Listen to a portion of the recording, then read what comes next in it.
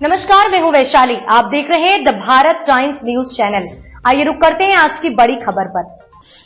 उत्तर प्रदेश में 10 सीटों पर होने वाला उपचुनाव भारतीय जनता पार्टी और समाजवादी पार्टी के लिए प्रतिष्ठा का सवाल बन गया। सभी 10 सीटों पर क्लीन स्वीप के लिए जहां मुख्यमंत्री योगी आदित्यनाथ लगातार दौरा कर रहे हैं, वहीं अब सपा मुखिया अखिलेश भी एक एक सीट का समीकरण सेट करने में जुट गए।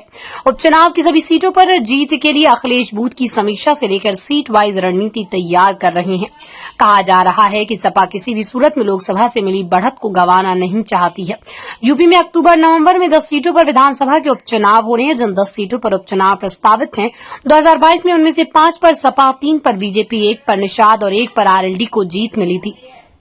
जिन सीटों पर उपचुनाव प्रस्तावित है, उन सीटों पर यूपी के मुख्यमंत्री योगी आदित्यनाथ ताबड़तोड़ दौरा कर रहे हैं। योगी पिछले 30 दिन में मिल्कीपुर का 2 दौरा कर चुके हैं। इसी तरह अम्बेडकर नगर में भी जून से लेकर अब तक योगी 3 बार आ चुके हैं। खैर, गाजियाबाद मीरापुर सीट पर भी योगी दौरा कर चुके हैं। योगी इन सीटों पर जाकर सरकार के कामकाज का फीडबैक और संगठन का हालचाल जान रहे हैं। इतना ही नहीं, इन सीटों का समीकरण साधने के लिए योगी रोजगार मेला भी लगा रहे हैं। रोजगार मेले में युवाओं को सरकार की तरफ से नियुक्ति पत्र दिया जा रहा है।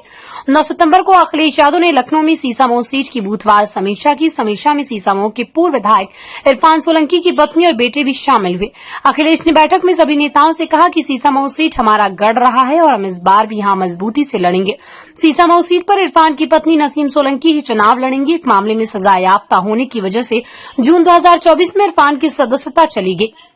वर्तमान में वो जेल में बंद है और उन पर कई गंभीर आरोप हैं। इरफान की पत्नी को मैदान में उतारकर अखिलेश यहां का चुनाव इमोशनल मुद्दे पर लड़ना चाहते हैं।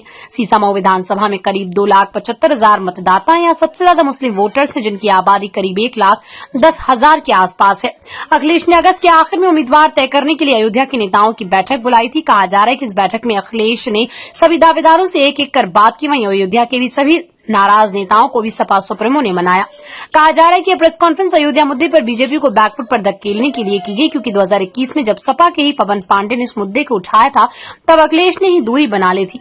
कटेहरी सीट की समीक्षा को लेकर अखिलेश यादव ने हाल ही में 2 मीटिंग की। एक मीटिंग कटेहरी के प्रभारी शिवपाल यादव के साथ जनेश्वर मिश्र ट्रस्ट में, जबकि दूसरी मीटिंग पार्टी दफ्तर में हुई। इस मीटिंग के बाद अखिलेश ने कटेहरी को जीतने के लिए पूर्व मुख्यमंत्री शखलाल मांझी को भी साथ दिया है।